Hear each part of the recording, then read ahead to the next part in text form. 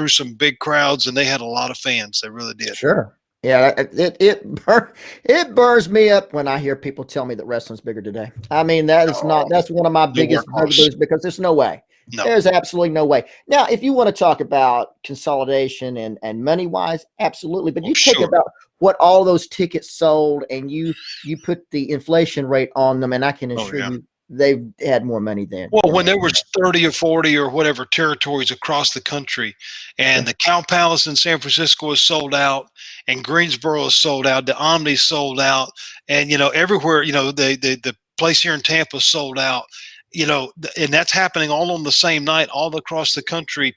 Fort Worth somewhere is sold out. St. Louis. Sure. It was a completely different time. And I agree with you. I wouldn't say that it's bigger. It's certainly monopolized and financially, obviously with TV and whatever, there's different money involved, but star power, real star power, not created star power.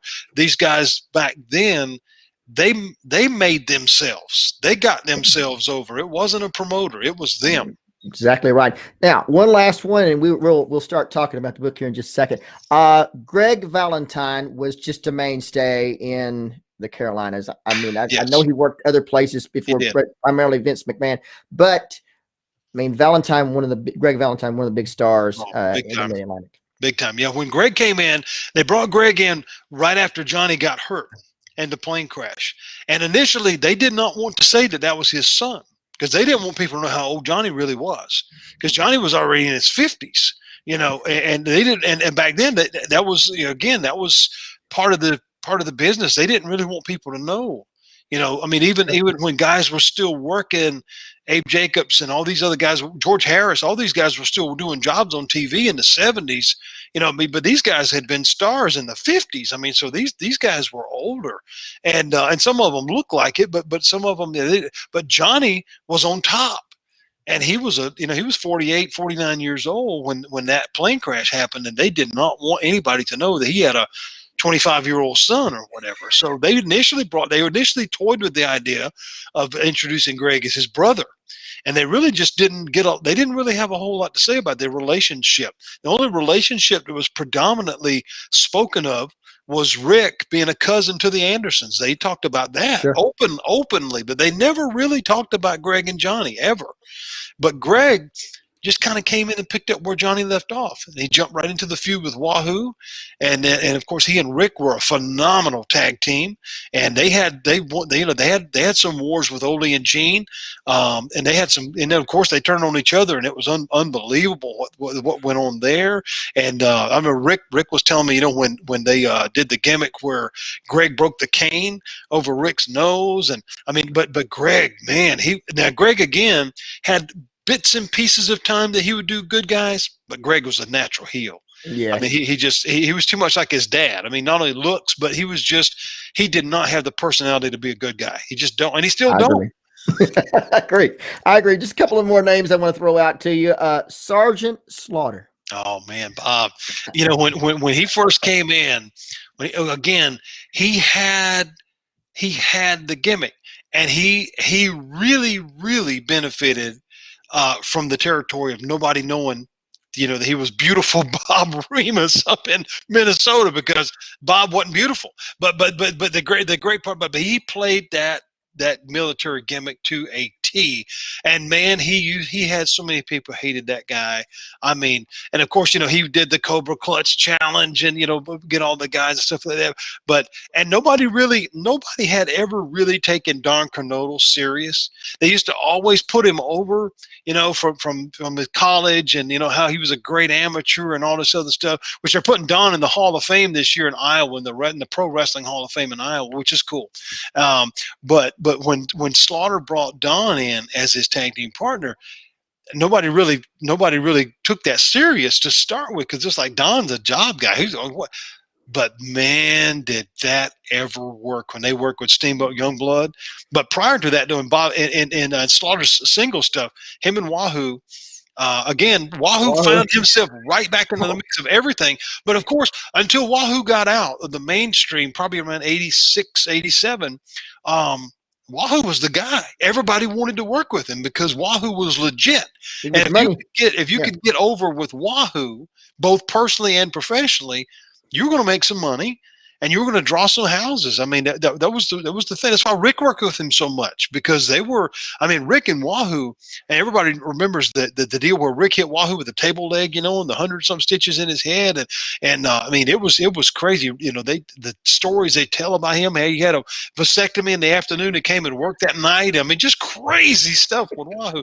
But yeah, Slaughter was a real heat seeker too, man. I mean, I remember we saw him a bunch in County Hall, but I remember later, probably around 80, I don't know, 82 or 83, in the little town that we lived in. It was called Kingstree, South Carolina. This was one of those spot shows where they were leaving a big town, going back to Charlotte, and they just needed a date. So the promoter was able to get it into this little high school gym that we had there in that town. There were so many people in that building. I mean, because nothing like that had ever come to our little town, ever. The main event was Slaughter and Knodel against Jack and Jerry Briscoe. Wow. The undercard was Jimmy Valiant and One Man Gang, and then of course all the preliminary guys. It was literally, like Ricky Morton says, sold out and hanging from the rafters. There was not an empty spot. It was so hot in there from the body heat you couldn't breathe. But Slaughter and those guys were phenomenal, man. I mean, they just, of course he went on to be a different somewhat different character when he went to WWE, but man, I loved that time. And of course, the big deal with Youngblood and Steamboat that sold out Greensboro, shut down the interstate. There were so many people there, and it's stuff like that. And I know we've touched on that, where they say, it's bigger now. But man, we're talking about a major I-40 was shut down and they had to turn away like 15,000 people. They couldn't hold any more people. Imagine if there was pay-per-view then. Oh my word! Imagine if there were pay-per-view then. It was again. It was the way they built that story, and it was so good. It was so good that when Steamboat and Youngblood finally, when they went over in that final conflict deal that they had, they were able to instantly pick up on the next angle with Jack and Jerry, and that one was just as big. And they were the second match headline at First Arcade. I mean, it was that good back then. It was absolutely amazing to watch Slaughter, nearly 300 pounds, move the way he moved. Oh my goodness, man! It was amazing. The only other big guy that from back that era that was magical to me was Superstar Bill Eadie. Yes, loved the Masked Superstar. I mean, I remember when he worked the match as the Mongol. and lost the hair match where he had to shave off his little ponytail, and came back the next night at the Masked Superstar with Boris Malenko as his manager, and nobody knew. Nobody had a clue. Unbelievable. It was awesome. And honestly, the Superstar probably, of course, Wrestling 2 has always been my favorite masked man. Oh yeah. Superstar number 2. Superstar is absolutely number 2. Probably as far as all the different things that he did, the Superstar to me was his best. Oh, by far. Bill, and I've talked to Bill many times, and he's done several shows. He did several shows for me back over the years, and he would always say, "What character do you?" I said, "You got to be Superstar, man," because for me. I mean, it's Demolition and whoever else, but you got to be Superstar. That voice, to me, that was the one. That voice is undeniable. I mean, but when Bill, even today, and Bill's 75 or whatever now, if he puts that mask on, and just and you can just close your eyes and step back 40 years, and you hear him do an interview, there's no doubt about who it is. So. I watched a match with the Superstar and Blackjack Mulligan. Oh man, that was unbelievable, between the Cobra hold and the claw, and was the match. The Cobra hold and the claw, and it's because the holds were over. Absolutely. People believe that. I mean, as gimmicky as it's kind of is now, back in the day. The finish hold, whether it was the claw or the sleeper, Johnny Weaver, all the people he put to sleep, or the figure 4 or the Cobra clutch, if that guy got it on, their opponent was losing. I mean, at least that's what you believed. And so if somebody broke that hold, see, Sure. like the old guys now, and I know I've talked to old and different ones, they hate the new stuff because the guy's finish doesn't mean anything. They do it 14 times. And it's like, how many times can you DDT somebody? I mean, And it's so formula. They've got a formula, and they don't break the formula. no. They have to get all the little quote signature moves. Then it just makes my head explode. But I loved the time, and I know you remember this, man. The suplex was a finish. Sure. That wasn't a move in the match. That was our bodies. Moolah, the body slam was her finish for 40 years. and a pile driver was the end. Oh man! I mean, not just the end. You were pulled. They had you, and they carted you out. Well, you remember the days when they would ban moves because they were too dangerous, man, or you couldn't, or if you threw your guy over the top rope, that was automatic disqualification. Oh man, I love that stuff. And that's what's missing. The rules are gone, and nobody quite knows what they are. Well, they gave it credibility. It was like, the fans knew, if they slipped by, the referee, because of course, the referee couldn't see what the heel was doing. He couldn't see the gimmick or whatever. And it was funny. I think your dad and Tommy Young, when we were together at the show, were talking about, there were certain guys that they hated to deal with that stuff because I remember Tommy saying Abdul the Butcher would come to the ring with a gimmick that was, as big as a sledgehammer, and I'm not supposed to see it. That's right. And I always called Dad the blindest referee that's ever refereed. How many fingers am I holding up? He said 4. Yeah. Oh man, it's awesome. Couple more. Absolutely. And, of course, you talked about Jay Youngblood again, another one of these rock stars. Oh, just tremendous. But let's we'll wrap up the memory lane. Jay really got, and no disrespect to Jay, but Jay, his getting over was with Steamboat though. By himself. I mean, he did some things later, but Steamboat, that was the gimmick. When he was with Steamboat, man, there wasn't no hotter team in the world. Sure. My question is, did Jay ever smile? I never saw him. Okay, I just wondered because that, to me, it was like he was in a bad mood all the time. It did seem like it. I'm just saying. Not sure what was behind that, but it did seem like it. We of course, you talked about Jimmy Valiant, which was absolutely huge there. Oh, but I think probably the biggest, and he actually hit superstardom when he got there, was Roddy Piper. Oh, no doubt. So tell us a little about Roddy Piper. Man. You saw it live and in living color right there in Mid-Atlantic. Roddy was a lightning rod when he first came in for Heat. I mean, that guy made people so mad. It was unbelievable. Now, Roddy, the cool thing about Roddy, was he was one of those unique guys that could draw this immense level of hatred from the crowd. So much so to the point that when he finally turned babyface and went good guy, he was just as popular. Yes. Which was phenomenal. And he was able to do that a couple of different times in his career. But the stuff when he first came in, and he worked with Jack Briscoe, and he worked with Rick, and they traded back and forth a little bit, the TV title and the Mid-Atlantic title and different ones. Roddy Piper was another unique Mid-Atlantic champion that really carried that belt, U.S. champion as well. But he had some phenomenal stuff. I remember one of the hottest angles on TV was he and Jack Briscoe, because he hit Jack with a roll of quarters or roll of dimes or whatever, because Jack, of course, former world champion, shouldn't have been beat or whatever. Piper cheated. It was on TV. And, but it was just enormous. And he was just building and building and building, and every show. And so I believe, if I'm not mistaken, right, it was in Sumter, South Carolina. He had so much heat. He came out the door, and a guy stabbed him right in the chest. I remember. I mean, almost killed him. And I mean, this guy drew nuclear heat, and he knew it too. I mean, but he was so good at what he did. But his stuff it didn't matter who it was, whether it was Wahoo, because of course, like I mentioned earlier when we first started talking, he had the big feud with Wahoo. He brought in Abdullah, and Abdullah just butchered Wahoo all up, and they traveled around with that for a while. And then of course, he and Rick worked each other, and it was just, but then again though, when it finally evolved and he was babyface again, and he worked with Greg, of course, Starrcade with the dog collar match, they made history. Yeah. I mean, they set the bar that nobody, they can have all the hardcore junk they want. That was the one, because that match was as credible and believable as anything could possibly be. Hey, can you bump the air down?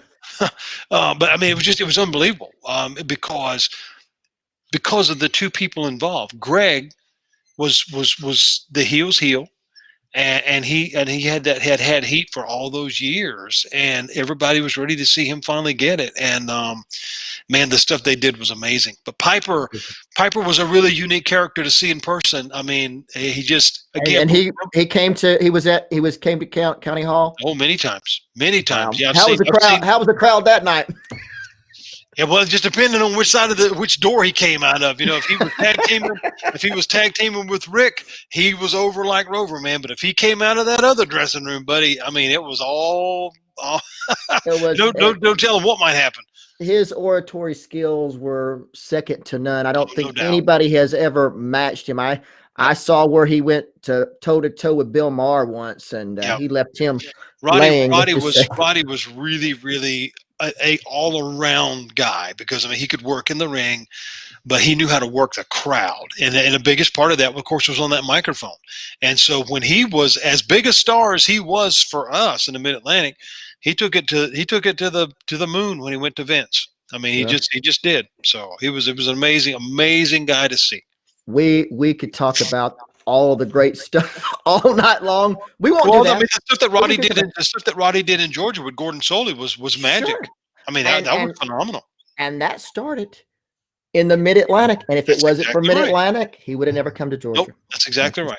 So I mean, it everything again. Well, Ole was a big part of that, because Ole was booking both territories, and so Ole knew that Piper was gold, and so. Yeah, he got over big time. I mean, he had some phenomenal stuff in Georgia too. The thing about it is, if you'll notice, that set the new standard with Gordon Solie and Roddy Piper in Georgia. Oh, then it went everywhere. I mean, then it's later on, you had Jesse Ventura and Bobby Heenan and whoever else trying to do that exact same thing that Piper did. But they set the model, though. They really did. Sure. And they were complimentary of each other, and it was great. And Gordon, we talked earlier about placing credibility and stuff. Man, Gordon called the match like a doctor. He would tell you what part of the body was being attacked, and the crimson mask, and I mean, Gordon was phenomenal. Just great storytelling, and without him, I don't think, and I think people. Downplay the importance of those announcers. They were the ones telling that story. It was very important. At what point could you tell that maybe things were about to change in the Charleston? Well, I think for us, as fans, when it moved out of County Hall, when we lost that, because again, then you got into, building codes and safety standards and whatever. Of course, because when you were going before, you didn't think about those things, but you're just there to have fun. And so when they moved it from there to the high school, you still went, but it didn't have the same feel. It lost its home. It did. Yeah. It wasn't the same atmosphere.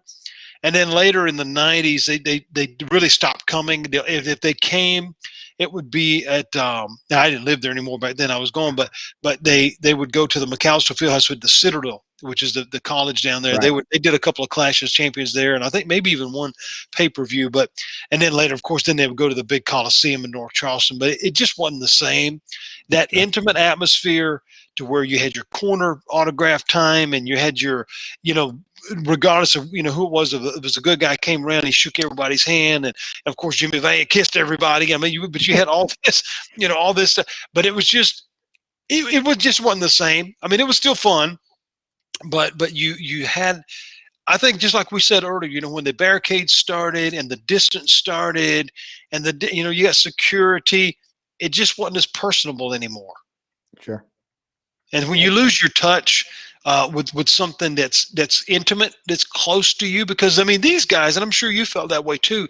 These guys weren't just your TV action, but these guys were your friends. I mean, you talked to them you talked about them in first person, like yes. They were your real buddies and stuff. That's I remember writing, and I found it not that long ago. I don't remember how old I was, but I remember writing a paper for one of my English classes in elementary school or middle school or high school, whatever the case, about my friend Jimmy Valiant. No, And I wrote this thing like we were best of buddies. I mean, but they were that close to. I mean, it felt like they were really. They were your big brothers or your heroes or whatever. I mean, it was. I don't know. It was just a unique era. I noticed Georgia was was a aggravation, was actually heartbreaking to see what they did in Georgia, because the first sign that things were about to change is when the Atlanta City Auditorium was closed. Same thing with yours. Your County Hall was closed. Things started to change, and it was never the same. Now, did it move from there to the Omni, or was there? What was the transition? How did that go? It went every other week to the Omni. Used to be every week at the City Auditorium, and then once a month at the Omni with a big show. And that whole formula was gone, and it wasn't the same. Just like the County Hall, it wasn't up close. You're talking about the Omni 18,000 seat arena. Well, even from the television side of it, though, when it went from studio wrestling and then they started taping in the bigger arenas. It was exciting to see more people, and of course they had pumped in the music and whatever by then. But in the older days, the old studio shows with 50 people on these old metal seats, man, some of the greatest angles and storylines born out of those places, and some of the promos that, of course, are gone now. But because all those tapes are just about. But man, that was like magic stuff back then, because you felt like you were inviting them into your home, and that was such a cool thing. I think it was so important to hear people talk about their town.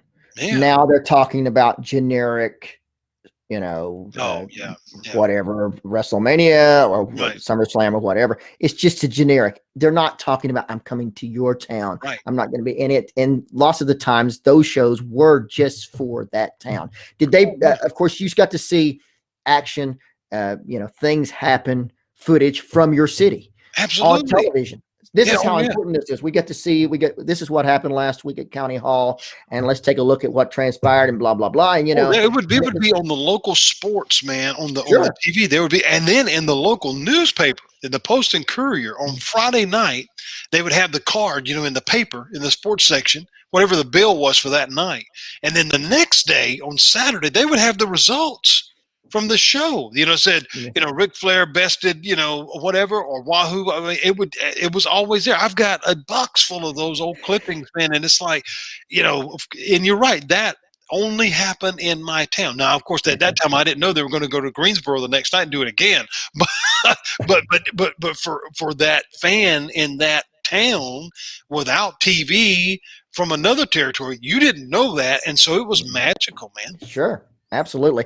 It was one thing we were talking about. We're talking about sports, and I attributed wrestling back then as being a part of the home team, where it be college or, some places have minor league baseball teams. And it seemed to be the same type of following that wrestling back then with the local promoters were more so than today. I don't think that there is that kind of loyalty. No. That there certainly was back then to, like I said, like a professional team, as professional wrestling was.